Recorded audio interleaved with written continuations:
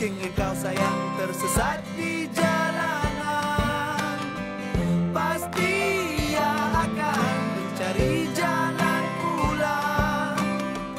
Jika sahabat sejati meninggalkan dirimu, untuk apa kau bersedih? Kerana dia pasti kembali. Sebagai seorang producer Tapai, dalam banyak-banyak, okay, definitely dalam banyak-banyak, you dah kenal banyak pengarah, tetapi yang menjadi pilihan untuk mengarahkan filem terbaik dari langit ini adalah Ning Amir. Mesti ada sebab mengapa Ning Amir dipilih. Sebenarnya memang definitely from Kill lah. Singgah sangat. Memang daripada Kill lah, sebab kita tengok Reza ada peluang untuk kerja dengan Ning Amir, and at that point of time memang playground pun tak kenal lagi Ning Amir ni siapa. Nanti we saw Kill and then we saw Mana boleh kau tak kenal. pada masa tu, sekarang semua kenal. So and then throughout the process of pitching to Astro Shaw apa semua, kita kerja sama sekali, and we found that the working relationship semua we can work together, especially working with a lower budget, and that is the Jawapan dia kiranya sebab saya murah. sebab dia murah. Dia murah and dia boleh bekerja dengan bajet yang murah. He's cheap, he's good.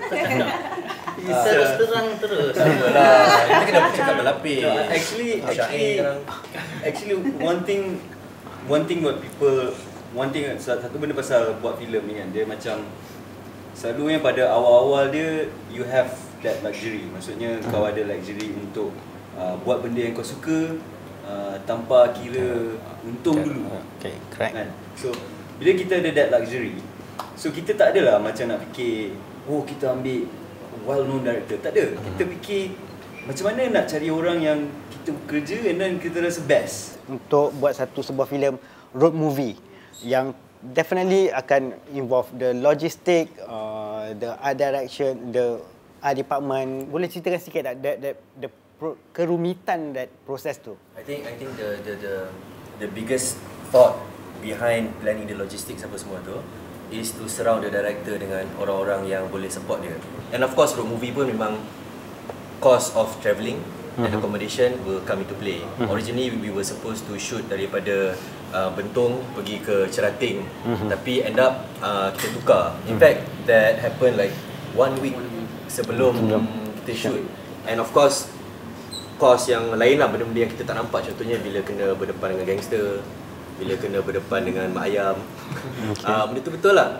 And tu antara benda-benda yang kita tak tahu. Kita nampak macam tempat ni sangat innocent, rupanya malam tu tempat tu ada prostitute, and yang kita kena bayar mak ayam dia berapa banyak, and then kita terpaksa tukar lah because we just tak mampu. Tak tahu. And benda tu memang dia orang tak tahulah. So nasib baiklah dia orang tak perlu shoot dengan kena berhadapan dengan keadaan itu. Boleh tak Reza ceritakan sedikit bagaimana the process untuk menghasilkan skrip tersebut to make sure that beberapa karakter yang ada dalam filem tu believable, meyakinkan? Pada saya lah, benda yang paling penting yang saya belajar menulis benda ni is that ada 3 orang yang masa penulisan. Director, producer dengan writer. 3 ni kena clear cerita dia pasal apa yang kita nak sampaikan, visually how it would look, and the scale of the film. Dah clear semua tu, and then the writer starts writing. Dekat situ dia boleh explore. And benda paling penting is draft 1. So to me, whatever it is, draft 1 is the most important thing, because you cannot work on something yang tak exist. Ini satu lagi benda yang I boleh share lah. Teknik kita orang adalah jangan bagi orang baca untuk komen. Is actually you do a reading.